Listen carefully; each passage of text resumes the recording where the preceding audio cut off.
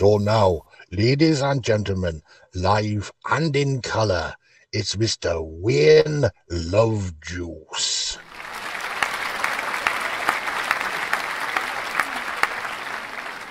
The other day our producer Louis had a chat with an interesting chappie who said that the YouTube algorithms really aren't that happy. If a channel only broadcasts once a week, so we decided we could text ya whenever we've got a piece of news in our new book on the track extra.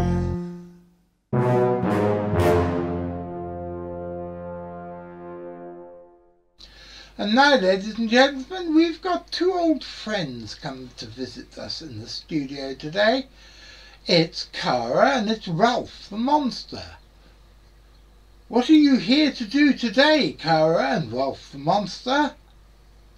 So Ralph, what's coming up?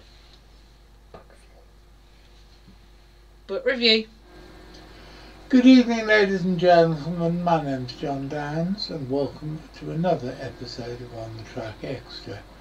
As you probably, or may not know, I don't know, I'm the director of the Centre for Fortean Zoology, and every Saturday afternoon at 3 o'clock for about half an hour, and every Wednesday evening at 6:30 for about half that, we bring you a mélange of hard science, weird shit, and surreality. Richard Freeman is an old friend of mine. He's the zoological director at the Centre for Fortean Zoology, and he and I have been mates for well over a quarter of a century.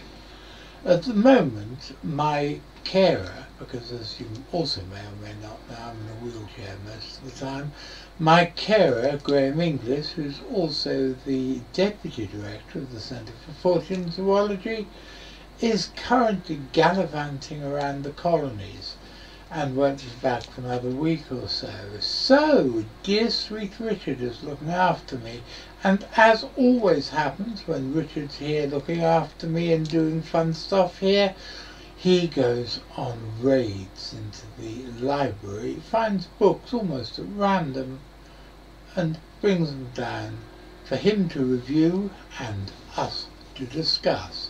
So, Richard, what have we got this week? We have Maneaters by Michael Bright. Now, viewers might know the name Michael Bright because he wrote a very good book on sea monsters called There Are Giants in the Sea. And he was at one time, I believe, head of the Natural History Department at the BBC. The Natural History Museum, the Natural History Unit at Bristol. And this is a book about man-eating animals, which is a subject that's always fascinated human beings, particularly us in what we call the civilised world in the West, because most of us living in towns and cities don't have much to fear. We've eradicated all the big predators. So although you might get knocked down by a car or a bus, or mugged by a human being, you don't really have to worry about being eaten. But that wasn't always the case with our ancestors, and it's not always the case now for people living in the wilder parts of the world. And this fascination, I think, is because of our loss of fear. Our loss of fear in our lives of large predators, and I think that's why we find this subject so fascinating. Now, in this book, which was written in 2000, there are chapters on various creatures. There are wolves and wild dogs. There's a fallacy that wolves don't kill people. There's a fallacy that wolves never attack people. Well, they do. They do attack and kill and eat people. Not terribly often, but it has happened. Man-eating tigers and man-eating lions, other big cats, bears, hyenas, man-eating crocodiles, which are the most dangerous of all of the predators, big constricting snakes, Komodo dragons, sharks, and then small things like parasites that that feed on humans, but not in the same way as a macro predator would. And oftentimes it's these small ones that are some of the most dangerous. Things like tsetse flies and mosquitoes have killed more people than all of the big animals put together. And it ends up with a chapter on human cannibalism.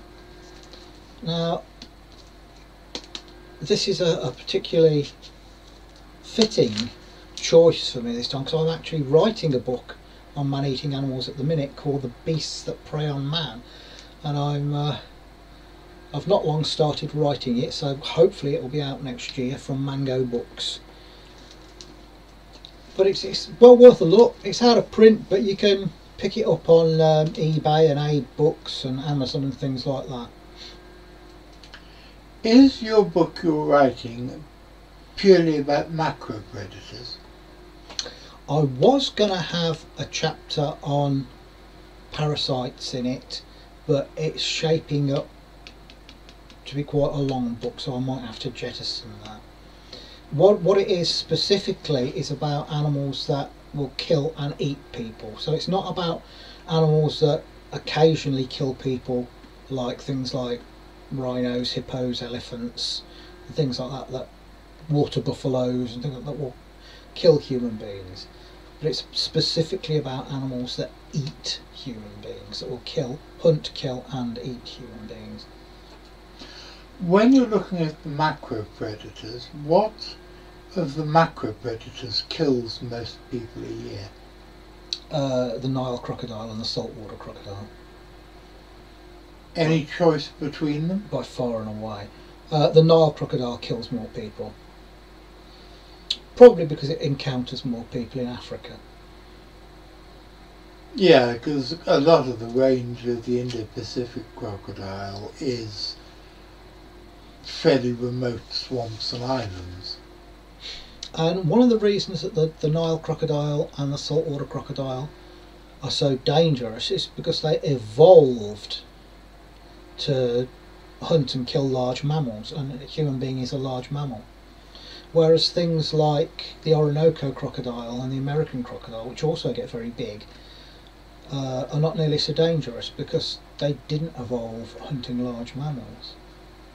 What did they evolve to hunt? Fish and smaller mammals. They're quite capable of killing big mammals, but in South America there are no big mammals apart from tapirs. There's not much land-based megafauna in South America of, any size. The interesting one is the Cuban crocodile, because that evolved to take down large mammals like ground sloths that lived on Cuba that are now extinct. And it has differently shaped teeth to other crocodiles. Crocodiles have conical teeth for stabbing and gripping, whereas the Cuban crocodile, the teeth in the front of its mouth are more dagger shaped for ripping. It spends more time on land than any other crocodile and runs around on land quite a lot, and there's evidence that it will hunt in packs, and it's highly aggressive. Now, as far as I know, they've only ever killed one person, but they have a very restricted range, 2 swamps in Cuba.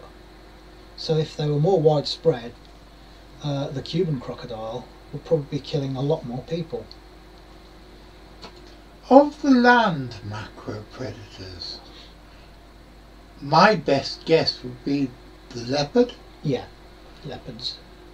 Because I subscribe to Google's news alerts, and because I'm chasing up stories about mystery cats across the world, but particularly in Britain, I have leopards, lions and other large cats as search terms, and I'm absolutely amazed at the number of stories that come through of leopards and to a lesser extent tigers killing people in India. Once again, it's because of what they hunt. Leopards include a lot of primates in their diet because they're a medium-sized cat. They're eating a lot of monkeys, so they recognise humans as primates and go for them. So though they're not as big and powerful as a a tiger or a lion, they tend to turn Maneater more often. I find it fascinating the way that India is rapidly becoming a modern industrialized country. But they have these large numbers, I wouldn't go quite as far as say enormous numbers, but very large numbers of deaths through carnivore predation. Mm. And the fact that it's that this is alongside the rapid growth of industrialization in the country, I find fascinating. Yes, it's certainly a place to watch, India. I know you've been there. I was only there for a few days when I was a boy, but it's always been a country that fascinates me, and